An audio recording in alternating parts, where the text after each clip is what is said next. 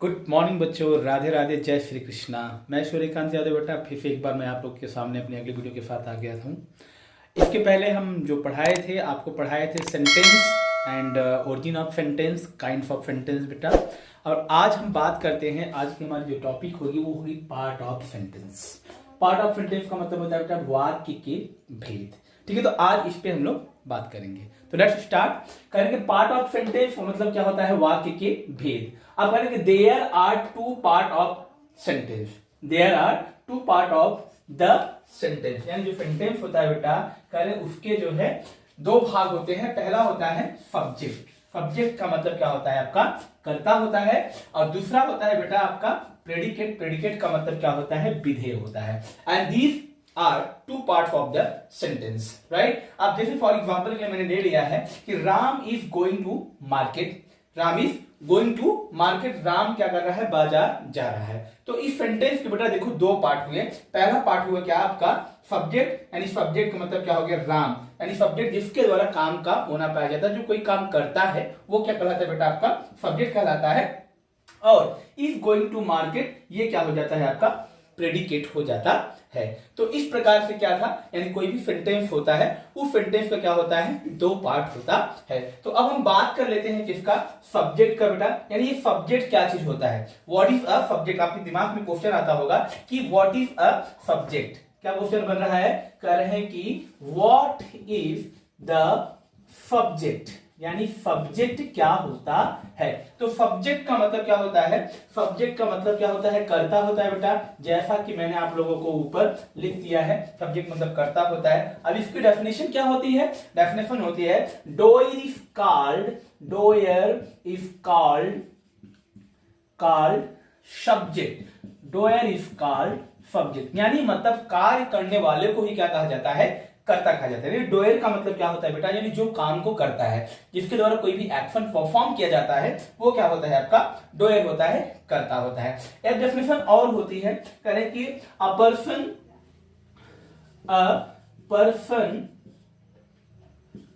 और things, a person और things which does any type of action, any type of action that's called subject, उसे क्या कहा जाता है बेटा? सब्जेक्ट कहा जाता है। यानी जिसके द्वारा किसी काम का होना पाया जाता है वही क्या कहलाता है? आपका सब्जेक्ट कहलाता है। जैसे इस सेंटेंस में देखो, Ram is going to market, यानी राम के द्वारा कौन सा काम हो रहा है? यानी बाजार जाने का काम हो रहा है। मैंने क्या बताया कि यानी जिसके द्वारा किसी काम का होना पाया जाता है बेटा, वही क्या कहलाता है? आपका सब्जेक्ट कहलाता है। तो इस प्रकार से आपका क्या हो गया? सब्जेक्ट हो गया। और दूसरा क्या होता है? प्रेडिकेट होता है। लेकिन उसके पहले मैं आपको ये जो सब्जेक्ट है, यानी सब्जेक्ट कितने प्रकार के होते हैं, यानी सब्जेक्ट क्या क्या होता है, इसके बारे में बताऊंगा। तो बेटा हम क्या बताएं आपको? सब्जेक्ट के बारे में बताएं।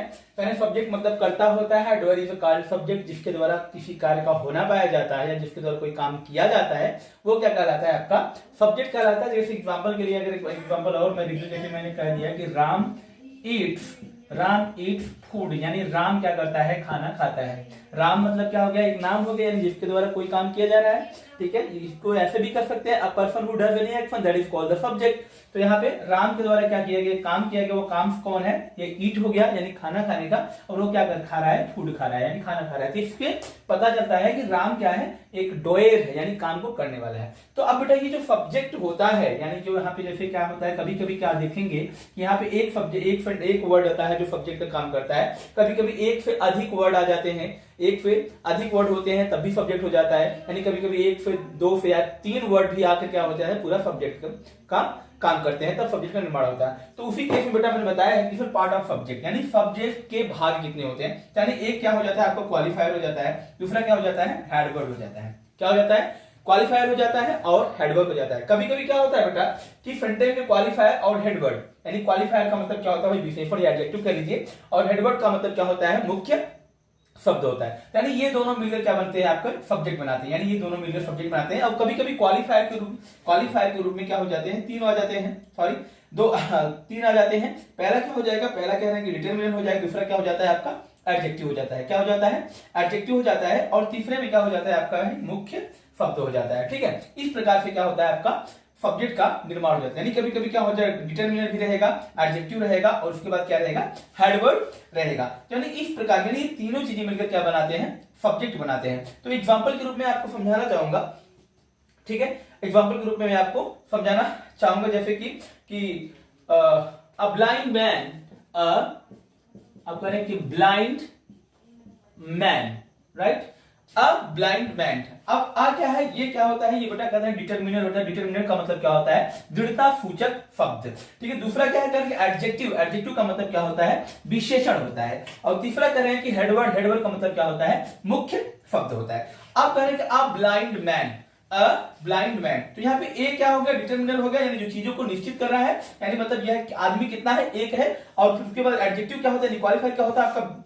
ब्लाइंड होता है यानी विशेषण होता है। ठीक है, तो ये ब्लाइंड क्या हो गया, विशेषण हो गया। अब मैन क्या हो गया, आपका मुख्य शब्द हो गया। अब ब्लाइंड मैन, तो इस ये तीनों चीज मिलकर क्या बनाई, ये बनाई सब्जेक्ट, क्या बनाई, सब्जेक्ट बनाई। ठीक है, अब इस सेंटेंस को कंप्लीट कर लेते हैं। A blind man is crossing the road, a blind man is crossing the road. यानी इस प्रकार से बेटा जो आपका सब्जेक्ट होता है वह एक होता है या एक से अधिक शब्द मिलकर क्या होता है, बनता है। तो ये थे आपके पार्ट ऑफ सब्जेक्ट। यानी इसमें क्या आएगा, डिटरमिनर आएगा, एडजेक्टिव आएगा, हेड वर्ड आएगा। ठीक है, तो फॉर्म ऑफ सब्जेक्ट बेटा, अभी सब्जेक्ट आपने सब्जेक्ट के बारे में पढ़ लिया। सब्जेक्ट के तीन पार्ट होते हैं, जैसे आपने क्या बताया, मैंने बताया determiner, adjective, qualifier, head word होता है ना। तो अब सब्जेक्ट के रूप में क्या क्या आपका आता है, तो सब्जेक्ट के रूप में फॉर्म ऑफ सब्जेक्ट यानी सब्जेक्ट के रूप। अब सब्जेक्ट के रूप में आपका नाउन हो सकता है, सब्जेक्ट के रूप में आपका प्रोनाउन हो सकता है, सब्जेक्ट के रूप में आपका जीरेंड हो सकता है, और सब्जेक्ट के रूप में आपका इन्फिनिटिव हो सकता है। तो नाउन मतलब में क्या होता है, संज्ञा होता है। जैसे नाउन इज नेमिंग वर्ड, यानी कोई भी नाम हो गया तो सबके सब क्या हो जाते हैं, आपके संज्ञा हो जाते हैं। जैसे कि राम सीता मोहन, ये सब क्या है, आपका संज्ञा हो गया, एक सेंटेंस में प्रयोग कर लिया। Ram is reading book, sorry Ram is reading book. तो यहाँ पे राम क्या हो गया बेटा, नाम है, ये नाम है, इस वजह से क्या हो गया, आपका संज्ञा हो गया। दूसरा कह रहे हैं कि प्रोनाउन क्या होता है, pronoun is a word which is use place of noun, यानी प्रोनाउन वह शब्द होता है जो किसी भी संज्ञा के स्थान पर प्रयोग किया जाता है, जिसमें बेटा ही, सी, इट, दे, दीज, दोस, ये सभी क्या हो जाते हैं, आपके आ जाते हैं। तो एक सेंटेंस से हमने आपको समझाने की कोशिश की है कि ही रीड्स द रामायण, यानी ही रीड्स द रामायण, ही मतलब क्या हो गया, हुआ, यानी वह, यानी जो सर्वनाम होता है, यानी एक ऐसा नाम जो सबके लिए यूज किया जाता है बेटा, तो वो क्या होता है, हमारा सर्वनाम होता है। अब यानी ही है, यानी ही किसी भी लड़के के लिए आप यूज कर लेंगे तो इस प्रकार से हो जाएगा आपका ही। ठीक है, अब क्या कह रहे हैं कि जीरंड, जीरंड का मतलब क्या होता है, क्रियावाचक संज्ञा होता है बेटा। कह रहे हैं अब इसका निर्माण कैसे होता है, कह रहे हैं वर्ब प्लस आईएनजी, यानी किसी भी सेंटेंस में यानी वर्ब में क्या होता है, जैसे आईएनजी लग जाता है तो वो भी क्या हो जाता है, आपका सब्जेक्ट बन जाता है। तो smoking is a bad habit, यानी जो जैसे क्या होता है, नशा पानी जो करते हैं, यानी सिगरेट पीना हो गया, बीड़ी पीना हो गया, ये सभी क्या हो गया, आपका आपकी सेहत के लिए हानिकारक होता है। तो यहाँ पे स्मोकिंग ये क्या बन गया, आपका इन्फिनिटिव, सॉरी जीरंड बन गया, क्योंकि जीरंड में क्या कैसे बनता है, यानी वर्ब के साथ आईएनजी लगा के जीरंड बन जाता है। तो यानी smoking is a bad habit, यानी आपके सब्जेक्ट के रूप में क्या आ सकता है, नाउन, प्रोनाउन और जीरंड भी आ सकता है। फिर अगला है बेटा इन्फिनिटिव। इन्फिनिटिव का मतलब क्या होता है, इन्फिनिटिव का मतलब होता है क्रियार्थक संज्ञा। क्या होता है, क्रियार्थक संज्ञा होता है बेटा। और इसका निर्माण कैसे होता है, वर्ब के साथ क्या लगा है, टू लगा हुआ रहता है। जैसे कह रहे टू स्मोक इज हार्मफुल, यानी क्या होता है, जो धूम्रपान होता है वो बहुत ही हानिकारक होता है। तो बेटा इतने तरह से क्या होता है, आपका सब्जेक्ट का निर्माण होता है। ठीक है, यानी जैसे कि नाउन से नाउन रहेगा, इसमें प्रोनाउन रहेगा, जीरंड रहेगा, इन्फिनिटिव रहेगा। तो ये सभी चीजों के बारे में मैंने आपको बताया बेटा। आई होप कि आपको ये समझ में आ गया होगा। तो बेटा हम लोग पढ़ चुके, सब्जेक्ट के बारे में मैंने पढ़ लिया था। ठीक है, मैंने आपको बताया कि सब्जेक्ट क्या होता है और सब्जेक्ट के रूप में कौन कौन सी चीजें हो सकती हैं और सब्जेक्ट कितने भाग होते हैं आपने जाना। अब बेटा आता है आपका प्रेडिकेट। प्रेडिकेट का मतलब क्या होता है, विधेय होता है। अब विधेय होता क्या है, करें कि विधेय यानी करें अ पार्ट ऑफ सेंटेंस, वाक्य का वह भाग in which there is a object, जिसमें क्या होता है, एक ऑब्जेक्ट होता है that's describe about a verb, जो वर्ब के बारे में बताता है। यानी मतलब वर्ब के बारे में, वर्ब को डिस्क्राइब कर देता है, उसकी व्याख्या कर देता है। बात समझ में आ रही है? आप कह रहे हैं कि a part of sentence in which there is a object that describe about a verb, यानी कहने का मतलब कर रहे हैं कि जो वाक्य में क्या होता है, एक कोई ऐसी वस्तु होती है, एक कोई ऐसा पर्सन होगा, व्यक्ति होगा जो ठीक है क्रिया के बारे में क्या कर देगा, डिस्क्राइब करेगा। अब जैसे एग्जांपल के रूप में ले लीजिए कि Ram went home, Ram went home, यानी राम को क्या कर रहा है कि कह रहे राम वेंट होम, यानी सेंटेंस में क्या एक वर्ब है, ठीक है, सेंटेंस में एक वर्ब है जो किसके बारे में बता रहा है, कि राम के बारे में बता रहा है, राम को डिस्क्राइब कर रहा है। और राम कहां जा रहा है, वे राम घर जा रहा है, तो यानी पे क्या हो गया, होम यहाँ पे क्या हो गया बेटा आपका,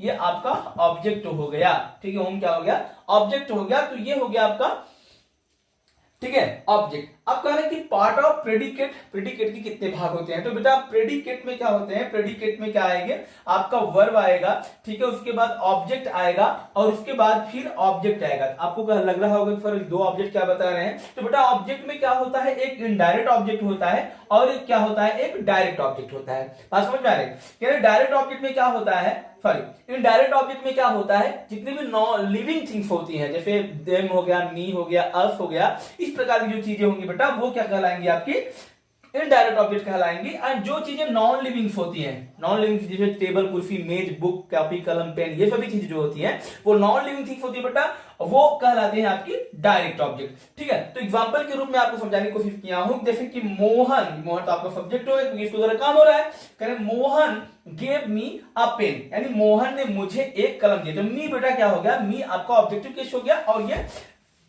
इनडायरेक्ट ऑब्जेक्ट हो गया। और अब पेन क्या हो गया, पेन आपका निर्जीव है और वो क्या हो जाएगा, आपका डायरेक्ट ऑब्जेक्ट हो जाएगा। तो इनके अलावा भी क्या होता है, सेंटेंस में बेटा आपका कॉम्प्लीमेंट भी आता है। कॉम्प्लीमेंट का मतलब क्या होता है, पूरक होता है। और उसके बाद एडजेक्टिव भी आता है, एडजेक्टिवल फ्रेज होता है, ठीक है, मुहावरात्मक विशेषण होता है, ठीक है। तो ये चीजें भी क्या होती है आपकी सेंटेंस में आती है। इसको भी मैंने समझाने की कोशिश किया है कि जैसे क्या होता है कि आई थिंक, मुझे लगता है, माई सर्वेंट, मेरा जो सर्वेंट है वो क्या है, बहुत ही ज्यादा सेंसियर है, वेरी सेंसियर, यानी बहुत ज्यादा सेंसियर है। तो यानी बेटा इस सेंटेंस में जो है आपका इनडायरेक्ट ऑब्जेक्ट, डायरेक्ट ऑब्जेक्ट नहीं आया है, इसमें आपका क्या है, डायरेक्ट ऑब्जेक्ट, इनडायरेक्ट ऑब्जेक्ट आया है, यानी माई सर्वेंट यहाँ पे क्या हो गया, आपका इनडायरेक्ट ऑब्जेक्ट हो गया, ठीक है। इस प्रकार से बेटा ये क्या होता है, आपका पार्ट ऑफ प्रेडिकेट हो गया, ठीक है। अब पार्ट ऑफ प्रेडिकेट में आपने इतनी सारी चीजें जान ली थी, यानी आपका जो ये आपका वाक्य का पार्ट था वो बेटा इन्हीं वीडियो के साथ वो क्या हो जाता है, खत्म हो जाता है। अगर आपको कुछ नहीं समझ में आता है तो बेटा आप कमेंट करिएगा, ठीक है।